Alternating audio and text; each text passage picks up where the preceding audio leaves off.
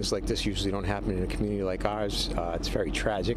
Investigators release autopsy reports today for 8 members of an Ohio family killed execution style. We begin tonight with a deadline that has passed for the mother of 2 missing children from Rexburg. Hey everyone, welcome back to my channel. My name is Amanda, and if you're new here, we talk about all things true crime related.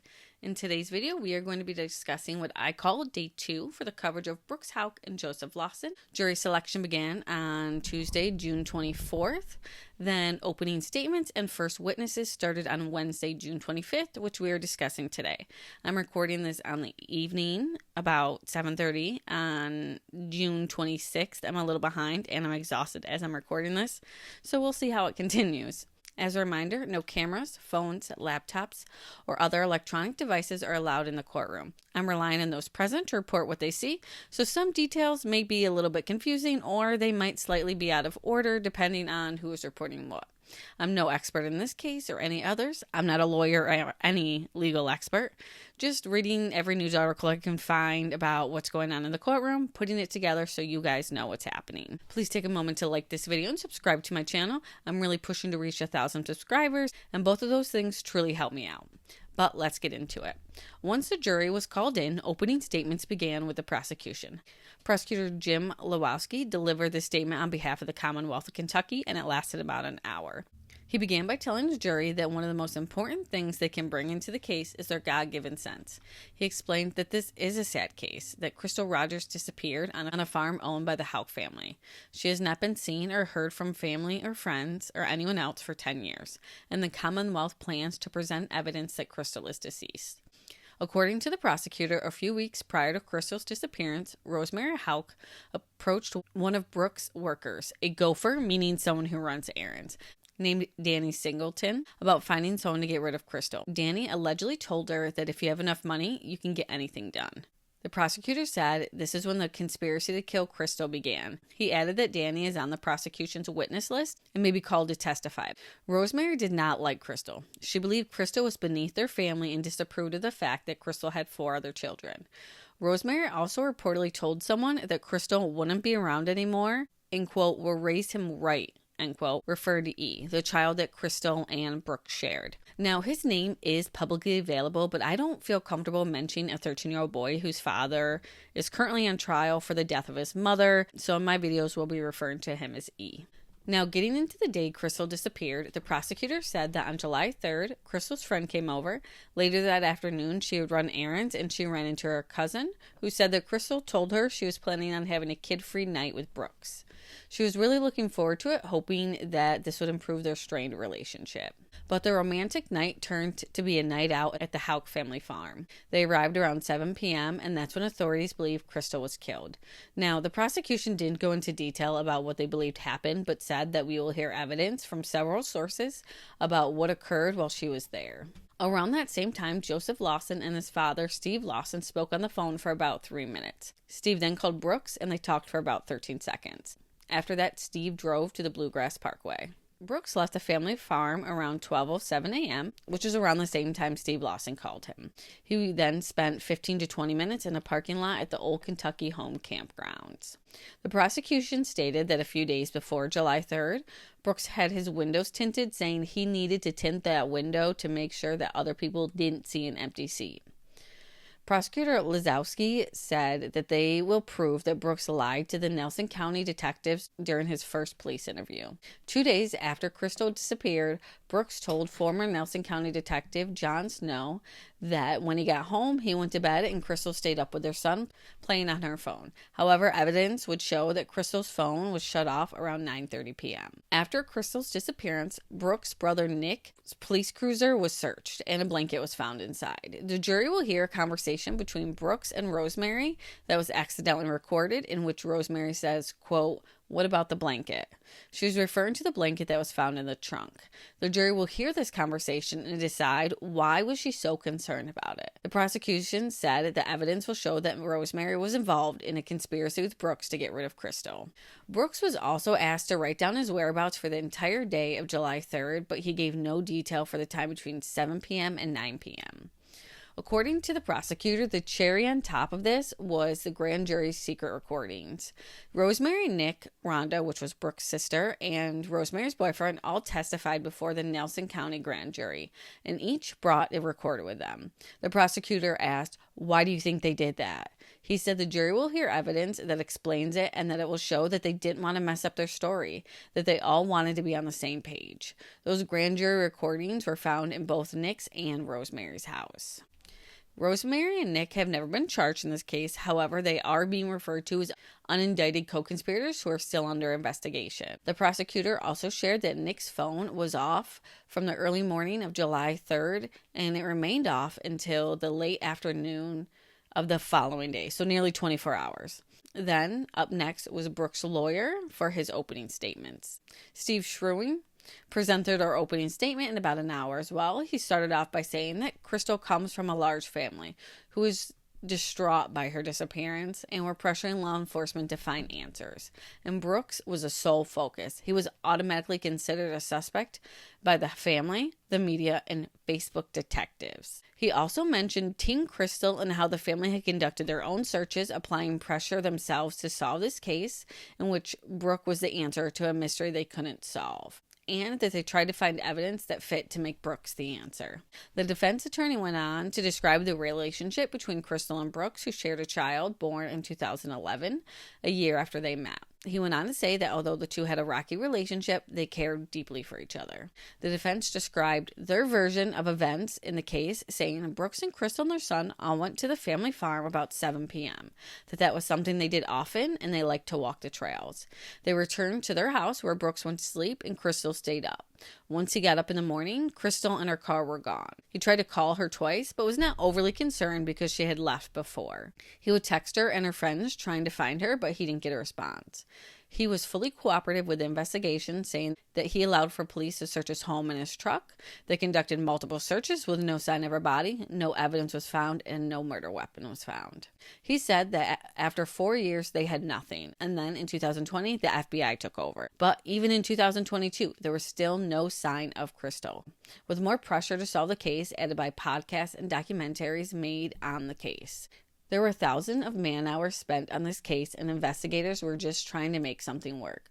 Police focused on Brooks and didn't look into any other scenario. He said that things are not always what they seem, saying that you may hear that Brooks did not search for Crystal, and that might sound sinister unless you knew that Brooks was advised to stay away from the searches, saying that there was animosity between the families and it was best to stay away. He also didn't tell investigators that Crystal was definitely playing games on her phone. He just said that she usually did this before bed. He said that the window tint on his truck was because of an eye condition that he had, and according to the defense, Crystal asked Brooks to do it.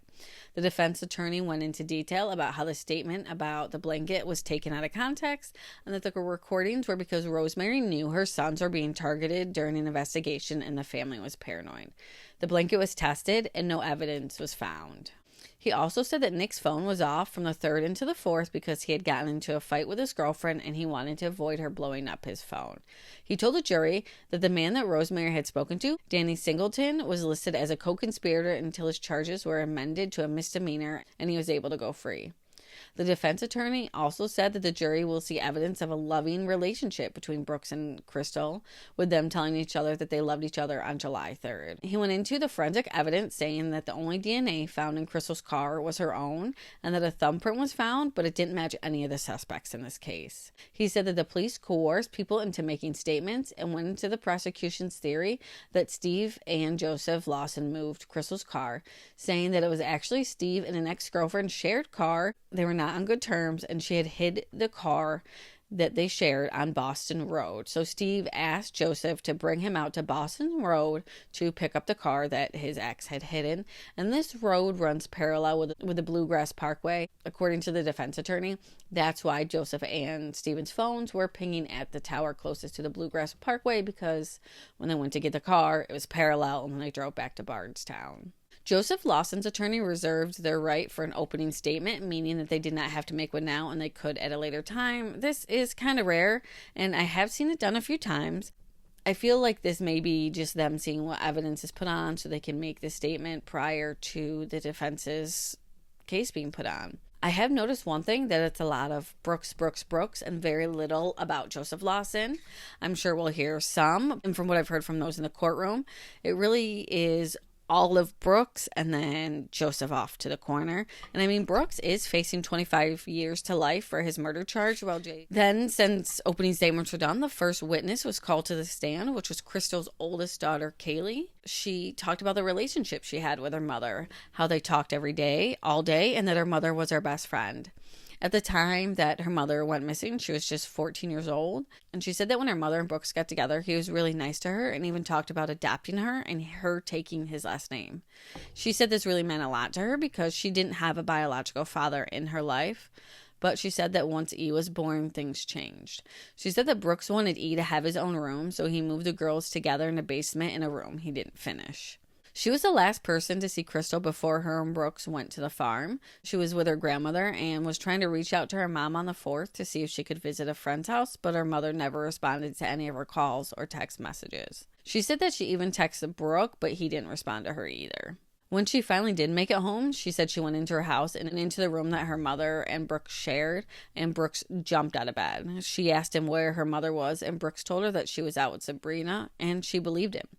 She never heard from her mother again. The defense did not cross-examine her. Those in the courtroom said that she was emotional during her testimony, especially when talking about Brooks. As she got off the stand, she left the courtroom crying and upset, and some of her family members reportedly followed her out. The second witness was Christina Holly, a friend of both Crystal's and Brooks. She testified that she stopped at Crystal's house on the morning of July 3rd, and that she mentioned maybe going to get pizza later with the kids, and Crystal told her that she and Brooke were having a kid-free night. She testified that she knew Brooks and grew up with him, and she was friends with both of them. She said that Crystal was always with her youngest child and described her as an amazing mother. She said that during a conversation with Brooks, they discussed what would happen if Crystal and he broke up in regards to E. Brooks told her that she will live at her house and he will live at his house, and they will share E. Christina asked him, it's really hard for fathers to get as much custody as mothers, and Brooks said, well, I have enough money to get E away from her. She told the jury that Brooks and Crystal were rarely seen out in public together, and that she knew Rosemary did not like Crystal. The defense did cross-examine her, but I only saw that it was pointed out that she had a substance abuse problem. I didn't really see anything else discussed with her. And then next on the stand was Amanda, who is Crystal's cousin. She testified that she ran into Crystal on the day of July 3rd, and that Crystal was excited for the kidless night that she was having with Brooks. She was hoping to reconnect with Brooks, but Crystal told her she didn't know where they were going or what they were doing. I didn't see anything about the defense cross-examining her. And then the final witness for the first day of testimony was former Detective John Snow. We heard from him at the Stephen Lawson trial. He was, like I said, former detective of Nelson County Sheriff's Office, who interviewed basically everyone in this case before the FBI took over. He said that he received an unusual missing person report from Crystal's dad, Tommy Ballard, who was with her brother on the side of the road at the Blue Cross Parkway, where they found Crystal's car with a flat tire, her cell phone, and her purse inside the car. Her keys were found in the ignition, and he said the tire appeared to have gone flat while the car was in motion. Her phone had appeared to have died, even though there was a charger in the car. A receipt was found in Crystal's purse showing a checkout time of 4:39 p.m. on July 3rd from the Walmart, and then surveillance from that Walmart was shown to the jury. Crystal was entered in the database for missing people, and Brooks was called in for an interview. He said it was unusual that Brooks did not report her missing, and then other than that, the interrogation seemed otherwise mundane. Snow said that Brooks was cooperative, and he did allow police to search his home and his truck, but nothing was found. Tests were done on Crystal's car with some DNA, but little evidence point to who was driving the vehicle at the time. Surveillance footage of the weather from that night was shown to the jury to show that it was raining. Surveillance was also gathered from businesses near Brooks' home, which showed him headed to the farm at the time that he says it was, around the 7 p.m. The video also showed Brooks heading in the direction of the farm at around 4 p.m., but he never previously mentioned going to the farm earlier, but also the prosecution never said that they were certain this is where he was traveling, was to the farm. Basically, they just showed him possibly going in the direction of the farm at around 4 p.m. The next video that they were going to show was over an hour, so court decided to break early for the day, and former Detective John Snow was expected back first thing to start testimony on the day 3 of trial. Now, that's all I have from day 2 from court on June 25th. Remember to like this video and subscribe to the channel with notifications so you can be alerted when I release new videos covering the next few days. They may come out 1, may come out 3 and 4. We'll just have to see how it goes. But until the next video, stay safe out there. Bye.